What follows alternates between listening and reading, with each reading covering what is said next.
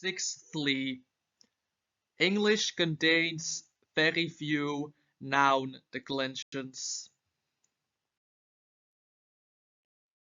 So adjectives, verbs, and nouns get used countless times in any language, and we've seen how English adjectives all stay the same no matter what. Verbs do get changed, but to a satisfyingly limited extent. And this is the same case with nouns in English. Feast your eyes on this.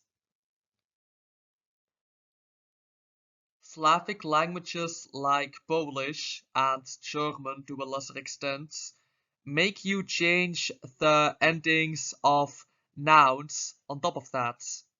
You see these 7 different forms, each belonging to a different case. In English, it's literally always colleague, regardless of what function it has in the sentence.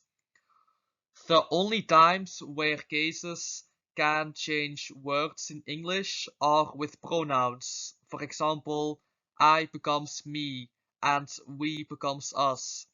But every single European language does this too, with German being more complicated about this. For example, German has mich and mir for the word me, depending on which case exactly. English, as we all know, does pluralize nouns, which some languages don't have to deal with, mostly Asian ones. But the same logic with changing verbs can more or less be applied to changing nouns. Namely, the fact that you just put an S at the end vast majority of the time. This is in contrast with languages that are totally crazy with plural noun rules, such as German and Swedish. You see how much more tedious German is in this department? For German pluralized nouns, sometimes the ending is E, sometimes it's N, sometimes it's EN, sometimes it's ER, sometimes it's ERN, sometimes it's S. And sometimes, once again, the vowel in the words can also completely change. So apfel becomes äpfel in the plural form. To be fair, English isn't a complete saint when it comes to plural rules either, as some nouns have irregular plural forms. But for well over 95% of countable English nouns, you just say a little s at the end.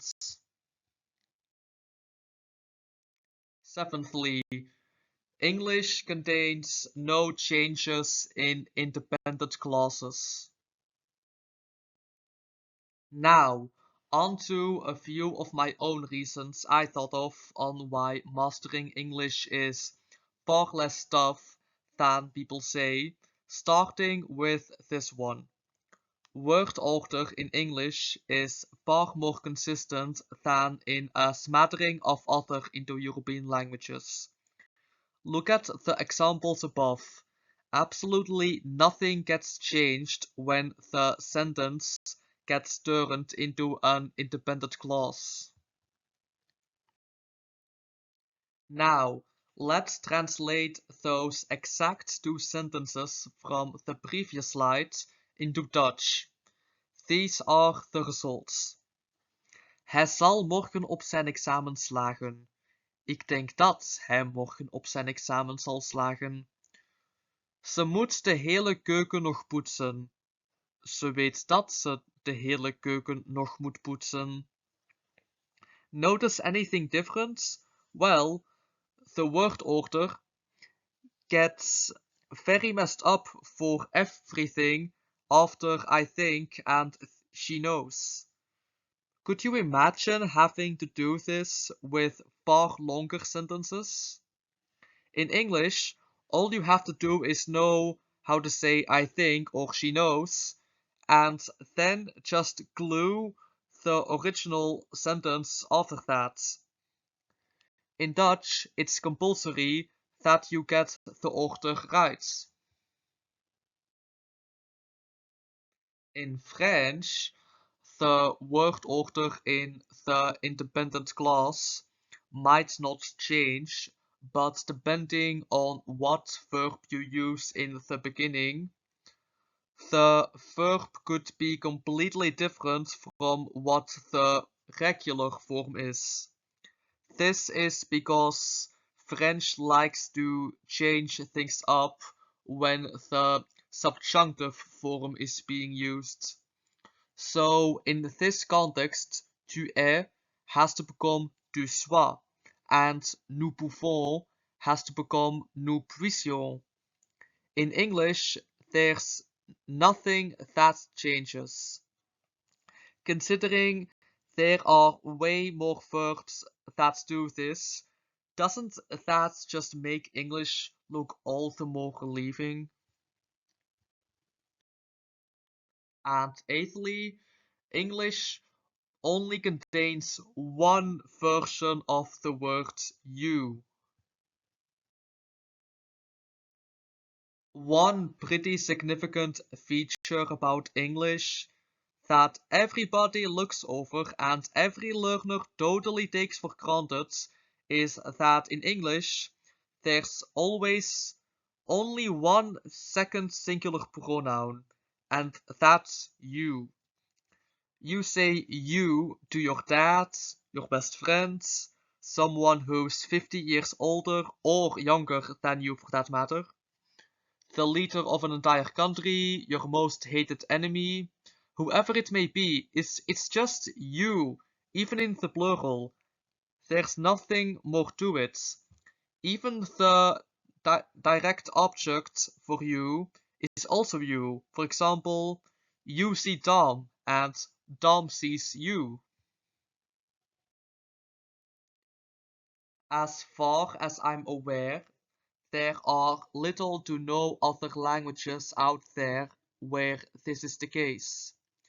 In some Asian languages, like Japanese and Korean, you must always be specific, or even very specific, what version of you should address the person with.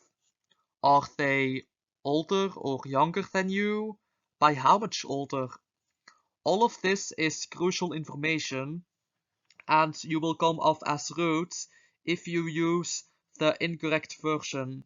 Not to mention, Japanese has about 10 different versions of this word. Now look at this example in German.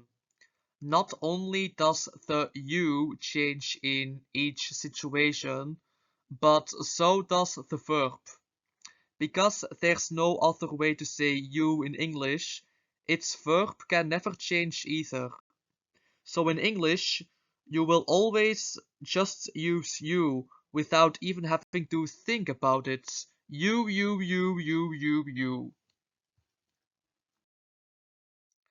So that's the end of this hopefully interesting series of videos. All of this was more of a what parts about English are easier than in a number of other languages rather than why English is easy. If it weren't for the fact that the world is dominated by English, many non-native speakers would likely have at least 5 times more trouble with learning English, and many would have given up way faster with trying to become conversational in it. But even besides that, it's undeniable that many fairly big parts about the language are more simple by a landslide than other popular languages. In terms of the points I went over, speaking English just requires a lot less thinking, and that is why it should stop getting called frustratingly hard so much. Because let's be honest, English is very far from the only monster when it comes to difficulty. What did you take away from this video? Do you feel more relieved when having to speak English now that you're given all these insights that it could have been a lot more linguistically difficult? Thanks for watching.